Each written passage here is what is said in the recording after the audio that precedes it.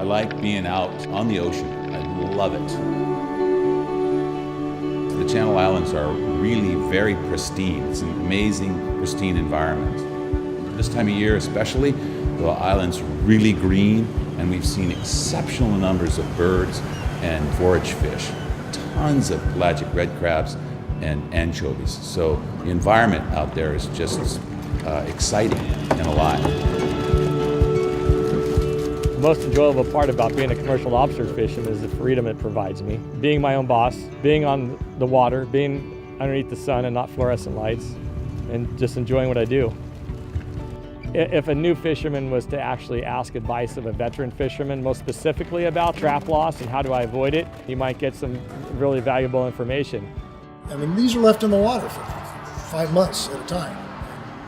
Your string, your entire set of gear, is quite expensive and is your source of income. So you're protecting it. They're your babies. You want to know what's going to happen to them. You want to do everything in your power to make certain that you don't lose your gear. If we lose a trap, then the opportunity to catch in that trap is gone. And not only that, that trap can damage the resource as it continues to fish. And we all kind of know that. And so it hurts the grounds if you have a trap that's lost and potentially fishing. Traps can continue to capture lobsters and other species when they're lost until they break apart. Some lobster fishermen are self-organizing and are making an effort to clean up traps that end up on the beach.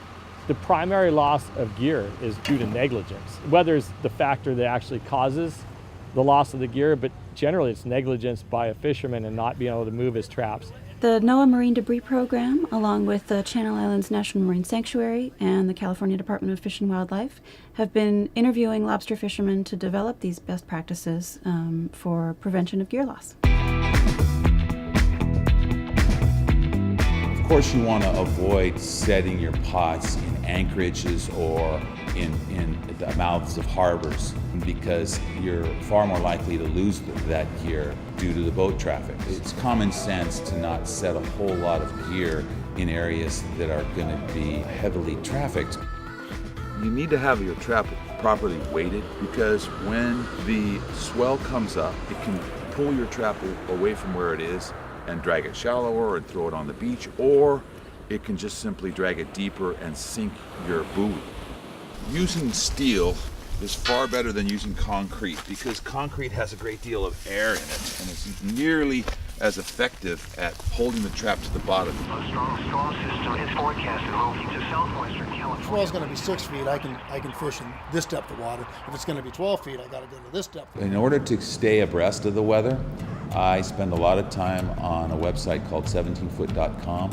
It gives a projection of the swell as well as NOAA's readout of their forecast for the 5 or 6 days into the future. Watch what other veteran fishermen do when the storm and the swell happen. Learn. I mean, the second that they move their gear out, you should be right behind them. If you're going to fish in a high current zone, you need a lot of buoy, but the more buoy you put on a trap, the more likelihood it is to slide away if it's not properly weighted. Weighted lines is paramount to be able to make sure that boats can travel around them as safely as possible. In order to keep someone from running over your line and cutting off your trap, you want the last third of your line to be sinking. To get those dimensions accurately, we fathom it really fast. So this, just counting out your 6 foot wingspan or whatever your height is, just count out your depth. And then you attach the floating to sinking with a fisherman's knot or a lover's knot. Most fishermen know how to bring 2 lines together. By law, the buoy has to be, the number has to be kept in a condition that's easily readable by the enforcement. Secondly, the lines, the more drag you have is created by the more growth you have on it. The cleaner the line, the less drag you're going to have, the less opportunity for that trap to be able to be pulled away by the currents or by surf. Okay, so this is a line cooker. Inside of it is engine coolant, and it fits in a barrel like that. You fill the barrel with water. I just plug this into my engine, and this assumes the temperature of my engine, which is about 180 degrees. And so by the time you fill it up with water and you run about an hour, your water's 180 degrees. So you take the coil of rope as the trap comes over the side, and you take the entire coil and you just hold it underwater, 10 seconds, 15 seconds, and then takes it out, and it looks like nothing has happened, but in effect you basically killed all the growth. You throw the trap back over, you come back the next day and the rope is brand new. It's a fantastic thing. When you set a trap, it's super beneficial to make a mark on your GPS so that you have a waypoint to go back to. Not only will you consistently recover gear that may be pulled down in current or move slightly even, you can easily find it. It can be foggy, it can be horribly windy, it can be really difficult to see traps. Having them logged into your plotter is really beneficial in getting to your gear and servicing it regularly. With the next fishing season, there will be a limit per permittee of 300 traps. The trap limit is going to go into regulatory action this coming year and for the years to come. I think will significantly reduce the amount of trap loss.